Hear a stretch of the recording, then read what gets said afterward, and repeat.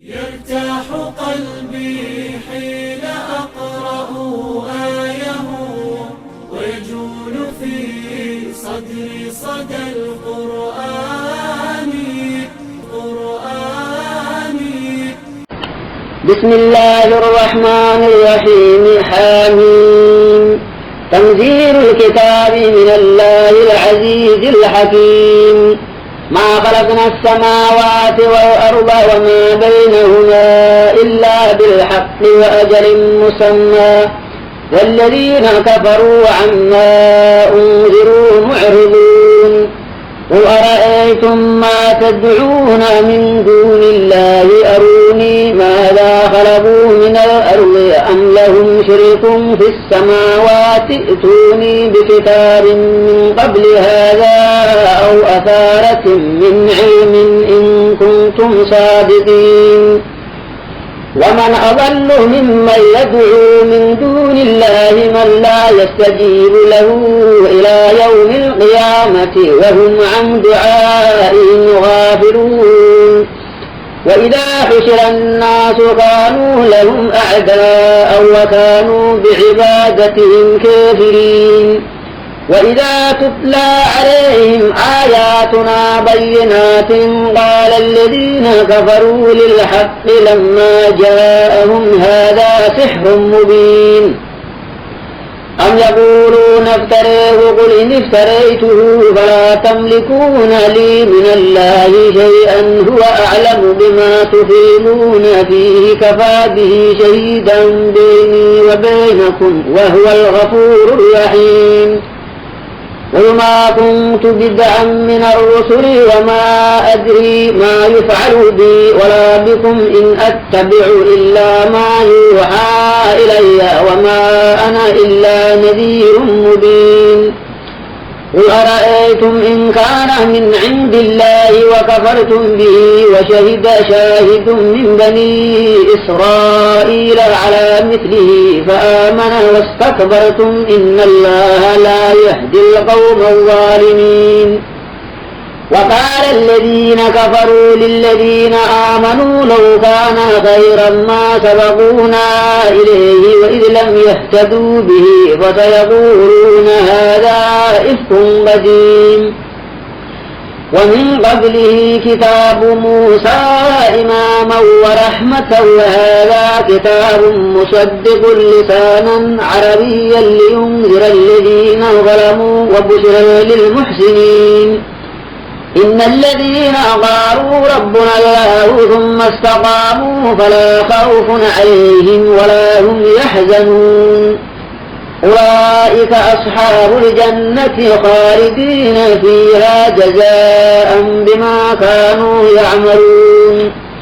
ووصينا الإنسان بوالديه حسنا حملته أمه كرها ووضعته كرها وحمله وفصاله 30 شهرا حتى إذا بلغ أشده وبلغ 40 سنة قال رب أوزعني أن أشكر نعمتك التي أنعمت علي وعلى والدي وأن أعمل صالحا ترضاه وأصلح لي في ذريتي إني تبت إليك وإني من المسلمين. أولئك الذين يتقبل عنهم أحسن ما عملوا ويتجاوز عن سيئاتهم في أصحاب الجنة وعد الصدق الذي كانوا يوعدون. والذي قال لوالديه أف لكما أتعدانني أن أخرج وقد خلت القرون من قبلي وهما يستغيثان الله ويلك آمن إن وعد الله حق فيقول ما هذا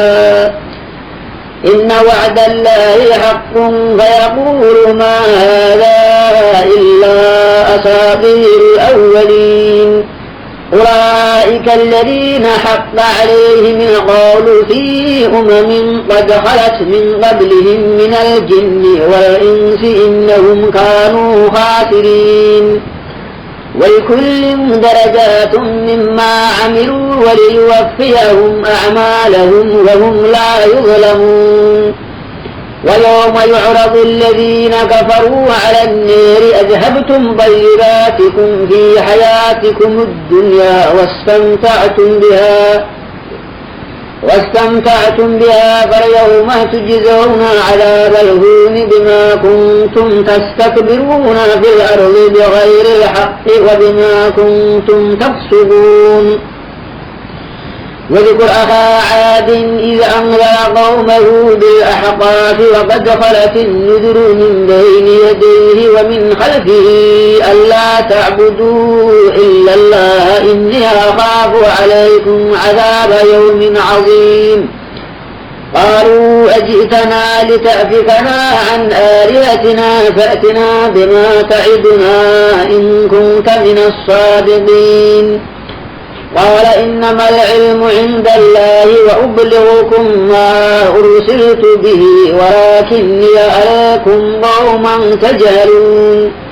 فلما رأوه عارضا مستقبل أوديتهم قالوا هذا عارض ممطرنا بل هو ما استعجلتم به ريح فيها عذاب أليم تدمر كل شيء بأمر ربها فأصبحوا لا ترى إلا مساكنهم كذلك نجزي القوم المجرمين. ولقد مكناهم في ماء مكناكم فيه وجعلنا لهم سمعا وأبصارا وأفئدة فما أغنى عنهم سمعهم ولا أبصارهم ولا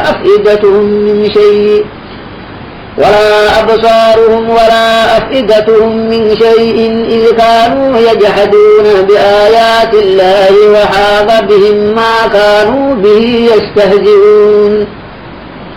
ولقد أهلكنا ما حولكم من القرى وصرفنا الآيات لعلهم يرجعون. فلولا نصرهم الذين اتخذوا من دون الله قربانا آلهة بل ضلوا عنهم وذلك إفكهم وما كانوا يفترون. وإذ صرفنا إليك نفرا من الجن يستمعون القرآن فلما حضروه قالوا أنصتوا فلما قضي ولوا إلى قومهم منذرين. قالوا يا قومنا إنا سمعنا كتابا أنزل من بعد موسى مصدقا لما بين يديه يهدي إلى الحق وإلى طريق مستقيم. يا قومنا أجيبوا داعي الله وآمنوا به يغفر لكم من ذنوبكم ويجركم من عذاب أليم. ومن لا يجب داعي الله فليس بمعجز في الأرض وليس له من دونه أولياء أولئك في ضلال مبين. أولم يروا أن الله الذي خلق السماوات والأرض ولم يعي بخلقهن بقادر على أن يحيي الموتى بلى إنه على كل شيء قدير. ويوم يعرض الذين كفروا على النار أليس هذا بالحق قالوا بلى وربنا قال فذوقوا العذاب بما كنتم تكفرون. فاصبر كما صبر أولو العزم من الرسل ولا تستعجل لهم كأنهم يوم يرون ما يوعدون لم يلبثوا إلا ساعة من نهار بلاغ فهل يهلك إلا القوم الفاسقون.